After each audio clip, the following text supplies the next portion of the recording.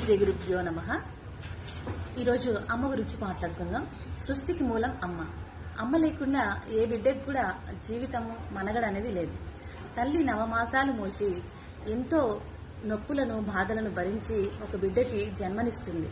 అసలు ఆ బిడ్డ ఎలా పుడతాడో తెలియని స్థితి నుంచి ఎలా పుట్టినా సరే తన ప్రేమను మాత్రం తగ్గకుండా పంచుతుంది. అలాంటి తల్లికి మనం ఎల్లప్పుడూ రుణపడి ఉంటాము. తల్లి ప్రేమను పొందలేని జీవి చాలా నష్టపోతాడు.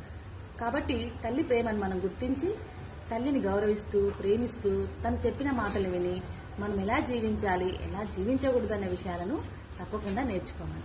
అప్పుడే ఈ సృష్టి ధర్మాన్ని మనం కరెక్ట్గా పాటించిన వాళ్ళం అవుతాము.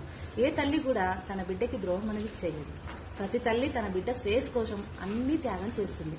తల్లి ప్రేమను అర్థం చేసుకోవడంలో తేడా ఉంటుంది తప్ప తల్లి ఎప్పుడు కూడా ఏ బిడ్డను తక్కువ చేయదు.